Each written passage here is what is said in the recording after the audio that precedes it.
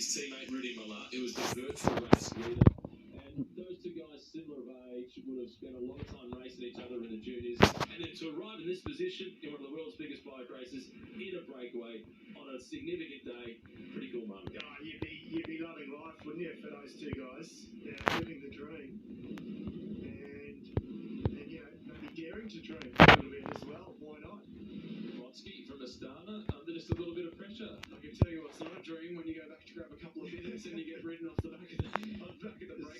Suddenly there's an acceleration, And it's always this kind of situation like this, you know, 14, 15 riders in a breakaway, nobody wants to close down the gap.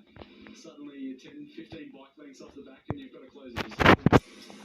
This started soon. They had Alexei Lutsenko in the breakaway yesterday, and he spoke this morning before the stage got underway. He said that Alexander Vinokurov, I'm not sure whether he was joking or not, but he asked for 3 stage wins from us. I don't think Vinokurov jokes too much. No, doesn't have a He doesn't, well, raced with him. I've seen a lot of him. He's not the kind of guy who's joking around at the cafe, that's for sure. I've interviewed him a few times. I tried to make it light-hearted once or twice, it was all pretty serious. Well, Lutsenko, speaking of the World Championships in Wollongong, he has said that he's here at the Volta more to prepare for the World Championships, and secondly, to fight for the team, look for a stage victory, and support Miguel Angel Lopez to try and win a big performance in the general classification. I think they need to fight for points in their situation. In the team rankings, Miguel Angel Lopez, we didn't really touch on him yesterday. We'll know a bit more today, but what do we think, Matt? What's your thoughts on him? No, I've got no idea. No?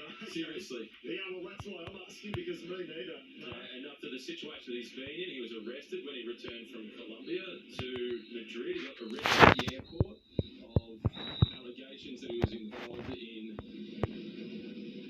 trading in performance-enhancing drugs. But nothing has come of that. So that's going to interrupt your preparation, sure. He's had a topsy-turvy sort of 18 months, hasn't he? Withdrawing from the... Also the Tour. My tours mixed up. Tour last year or the Vuelta? The Volta with a day to go. Well, yeah, that's right, the Vuelta last year. Yeah. Pulled off the side of the road and... His team had done all that work for him. Yeah. This is one of the symbols of France, liberties and peace in the town of Bricked-Bluemu. It is been listed by UNESCO as a city of peace. It got that award back in 2003. I've spoken about one Western Australian in Ben O'Connor. What about Jai Hindley? Jai Hindley this year becoming the first Australian to win the Giro d'Italia. He rode really well yesterday. There's a 14-year-old mountain biker in Western Australia, in fact, just a general cyclist, Jasmine McGough, who had an accident, unfortunately, on a mountain bike recently, and she needs our support, she needs the community support. She's got a GoFundMe page, and Jai Hindley has donated his pink jersey from the Giro d'Italia to help raise funds for Jazz. And if you do go to the GoFundMe page, and we'll try and share that on social pages, or I will at least on my own social pages, you can have a look at Jazz's story, and you can see what Jai Hindley has done with what he's donated with his pink jersey from the Giro d'Italia. He's also put his own hand in his pocket. He's donated $5,000 himself to support Jazz, and we'd love to see the Couch Peloton get behind that as well. Get the number up as much as possible for Jai's jersey. Yeah, good gesture. He looked good yesterday, I thought. I think he's looking the goods. He's not suited to those power sort of finishes, not with the likes of Roglic and so on. He'll be better in the longer, higher mountains, but I thought he was good, Mark. Yeah, I'm really intrigued to see what the rest of the Vuelta holds for Jai Hindley, because we spoke about it already, but mentally it's going to be the big challenge for him. Bouncing off a victory in the Giro, coming to the Vuelta and trying to emulate that victory again. And look, he's young and he's motivated. He's Australian, so he's got a lot of fight in him. It's going to be great to see him. Next few stages, we're already going to know tomorrow. Yeah, really. That's right, with the first summit finish. And I still love it, and I'm still getting used to it, Matt. And I think we all are. And you say he became the first Australian to win the Giro d'Italia. It's still sort of sinking in, I think, in the cycling community, what that achievement, what he's achieved this year for himself, for for Australian cyclists, it's phenomenal. You think about how long Australians have been going, more than 70 years. We've had greats such as Michael Wilson. He was the first Australian to finish inside the top 10 there. Phil Anderson has won a couple of stages there. Kid Evans has finished in 3rd position. Richie Port, he really burst onto the scene there with 5th place overall in 2010. There's been a number of attempts by Aussies to try and win that race. Yeah. Jai was 2nd in 2020 in a strange COVID year. This was no fluke. This was brilliant. He was simply the best bike rider there. We had fun, didn't we, calling it? It was, it brings back good memories. The ones I love watching, and I'm sure you at home, I think loved every minute of it. And that man, the way he just rode with real measure sort of poise in that final mountain stage, where he basically took the Megarosa and then just had to hold it with that final individual time trial. Yeah, it was a great effort. It's very different from the front to the rear of this breakaway.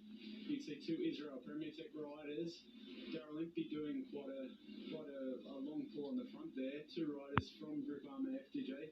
Obviously, Rudy Millard, the big winner from this group, so the main reason they're coming through quite hard.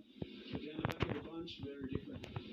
This is Jonathan Casado, the rider from Ecuador for the EF Education team. He's been a stage winner previously at the Giro d'Italia from a breakaway. It was on stage 3 and it went up to Etna. It was a brilliant victory when he got the better of Giovanni Visconti. This is a look at the front of the breakaway for the Intermarché team. This is Julius Johansson, a Dane no doubt inspired by the success of Danish cycling this year. They just keep producing these riders. Yeah. I didn't realise there were so many young Danish professionals and on a whole host of teams. And, you know, we're talking about Pedersen and the potential of the worlds. They have this knack of producing big World Championship performances, certainly in the men's and in fact in the women's as well. But for years, and as long as I can remember, I think my first actual World Championship in the amateurs that I rode was won by a Danish cyclist as well. They've just always produced good rides at World Championship level. Beautiful park as the peloton continues its journey through the Basque Country. Next climb that they're on, it's another Category 3 climb. It's fairly shallow. It's long at 8.6 kilometres in length, but the average gradient is just a little over 3%. Julian Alaphilippe having a little bit of fun there. He just sprayed water on himself and did a little dab across the back of the shoulder to get his teammate Van Wilder, who's having a bit of a laugh. Good to see. Almost out to 4 minutes now, the advantage for the breakaway as the peloton make their way through one of the rubbish zones. Roglic looked comfortable in the red jersey, but the virtual race leader is in the breakaway, and that's Rudy Millard.